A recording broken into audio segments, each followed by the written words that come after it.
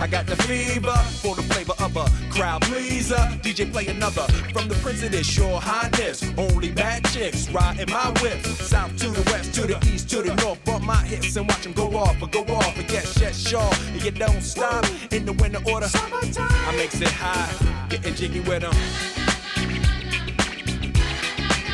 Getting jiggy with it. Hey, just a heads up, we got 4 parts coming up, talking a little bit in part 1. You know where you are based on the title. Are you kidding? Baseball, trying to fit everything going on in one day and one title on YouTube with the restrictions? Do the best we can with the title. Look in the descriptions as well. This may be in 3 to 4 parts. First part talking about A-Rod, and then boom, a whole slew litany of games that happened today end of week 17. All right. The Reds can split the 4-game series against the Brewers. They'll win today. Going to stay on those Cardinals. Top the second bases loaded line, handing in the left. Jay Bruce and Chris Heisey score. Reds up 2-0. Well, the Reds have been treading water, if you will. And Brendan Phillips has over 90 ribbies this year. His goal, he was a number 2 hitter. His goal was to have 90 ribbies. They put him in that number 4 slot. 100 ribbies on the season. Right. He's at 92, I believe, right now. You're correct about that. Homer Bailey dealing as well. Breaking the ball here. They just gets guys chasing out of the zone. Well, this is another guy with a big arm. He's got that 97-mile-an-hour fastball. He can run up there at the top of the zone. And then he breaks off. There it is right there. Then he breaks off the breaking ball down in the zone. You can't cover both. Fastball is a slider out of the zone there to Gene Segura. Juan Francisco with the heater as well. Bailey, 8 innings, 108 Ks. As the Reds dominate to win this game, 9-1 is the final. Let's take a look at the NL Central standings now with all that happened to the Pirates, the Cardinals, the Reds. Just a scant 1-game lead for the Bucks right now, and the Reds just 2.5 back. I think all 3 of those teams are going to the playoffs, but you better win your division so you don't have to play one of those teams in a 1-game playoff. Do you imagine the Pirates, after all these losing seasons, finally making a 1-game playoff? You want to actually win that division. Blue Jays and the Rays. Todd Redmond on the mound for Toronto, facing a Rays team just 1.5 back of the Red Sox in the East. That's Evan Longoria, blast to right. Too close to call. And we know he has really struggled here lately. Really, we can't figure out why. But the last couple games, a couple of hits each game. We'll see him in Baltimore this week. They need him, obviously, to be good. Umpires calling a home run. The fan returning triumphantly to his seat after the fan who caught the home run ball was escorted out of the stadium. And he's back. And he's back. Vindicated. Longoria's 24th of the year. Top of the 7th. Done on for Edwin Encarnacion. Can I get a little chicken wing trot? 31st home of the year. Yeah. Encarnacion has been really good. Oh, man, I really look forward to seeing that trot. We didn't get a chance to see it this time, the wing up. Top of the 9th, Encarnacion deep on the left.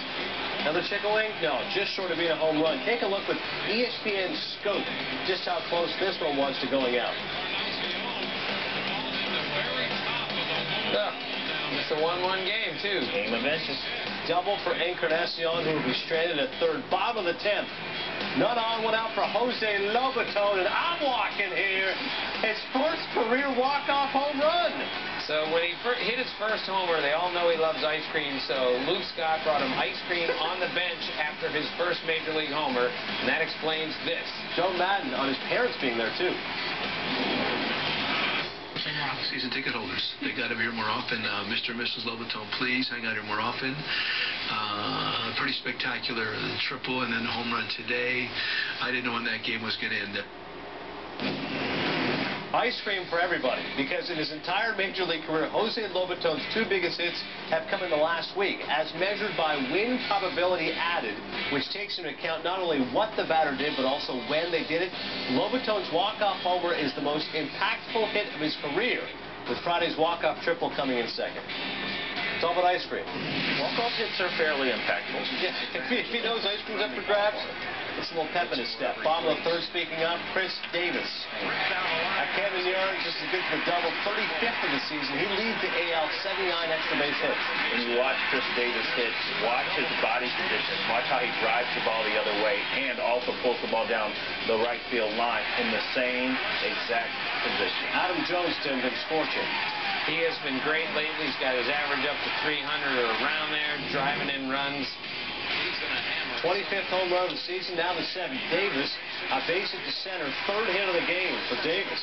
And Rays go to Baltimore tomorrow for 3 games. Should be real fun. Next batter is Jones. He drills this one in the left. So 2 batters later, runners in scoring position for Brian Roberts. When he's healthy, you know he can deliver. Big 2-run single in the center. Davis and Jones score. O's up 5-2. He's huge for this team. It's just been a matter of can he stay on the field. Right now, he's swinging the bat well. Switch hitter, plenty of speed, not using a lot of it because of all the injuries that he's had over his career. Bottom of 8, Chris Davis. 45th home run of the season. So we saw a base hit up the middle, a home run to right center field, a line drive down the right field line. This guy just locked in. That's Buck's point. He hits them all over the field, and you don't have to throw him a strike. He'll hit it really hard on a pitch out of the strike zone. Let's recap the Sunday stretch for all of you. 20-plus minutes of uninterrupted highlights. The Dodgers' first loss to a team below 500 since July 14th versus the Rockies. They fall the Phillies. The Braves are now 19-3 in their last 22 games overall and 16-4 in their last 20 versus the Nats, and that was thought to be the favorite in the NL East. And Miguel Cabrera, 3rd player in Tigers history, back-to-back 40 home run seasons. If it's possible, he is topping his Triple Crown year. More on home runs? Going. Going, gone.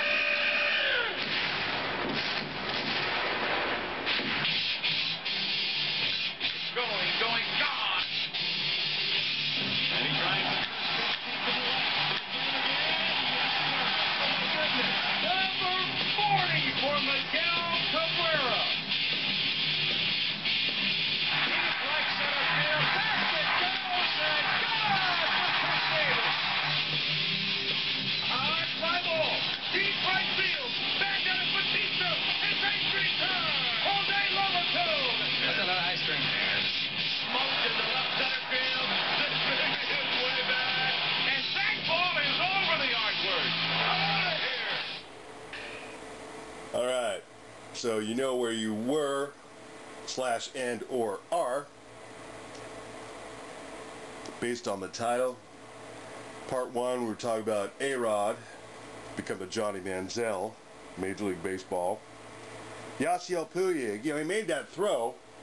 This is also in part 1. A couple shows back we showed that. But yeah, they're talking about fundamentals for sure. You know where you are based on which part. And then the rest of them, if you're on part 1, the rest, I'm not sure how it's going to break down. Parts 4.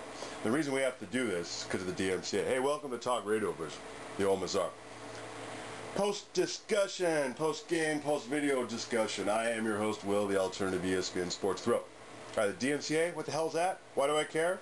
Maybe you don't if you're not a producer. Just so you know that the Good Ship Sports Clip Lollipop on YouTube has sailed in terms of why do you think it is that there are all kinds of, all you sports junkies, I'm sure you've seen them, your 13-second, 57-second, whatever it may be, 124-bit clips run around all over YouTube. Those are also within the DMCA. But whosoever is attempting to do that, they're not like putting any originality into it. Now, if you want to get a slightly longer highlight reel, and in this case it's more than slight, there has to be an amalgamation with your own original content. The DMCA covers minimal use, fair use standard, and derivatives. We definitely stick to all 3 of those with an emphasis on minimal use. There's a percentage that works out. Alright, so if you want to get involved vis-a-vis comments, be respectful to your fellow tubers and the show. So, back to the baseball part of our show. Not the Will flapping his gums part. Not sure where Tim was this morning. Man, Baseball Tonight has a great Sunday morning review of the end of the week. But it gets put off the schedule if other things are going on that ESPN is covering. Yeah, by the way, all the video highlights courtesy to ESPN and the MLB. All the other original content, the overall concept, copyright to the OMSR. In the Platinum Universe. Shades of Gen 4.0 coming out left and right. It'll all be unveiled August 31st. First Saturday of college football. But anyhow, yeah, so he was a man on right. Barry Larkin, he always is a good analyst sort of guy. But Tim has his own show. It's Sunday mornings. He's a man on point. I don't get it. All right. Thanks for watching. No silly DUIs while you're out there. Reminding you sports and alcohol, they are joined at the hip, especially with baseball sometimes. So just come to the channel. It'll go by so quickly you won't even have time to finish a beer. All right, later days, more signature. Cream to the maximum, I'll be axing them. Would you like to bounce with your brother that's platinum? Never see Will attacking them. Rather play ball with Shaq and them, flatten them. Like getting, thought I took a spell.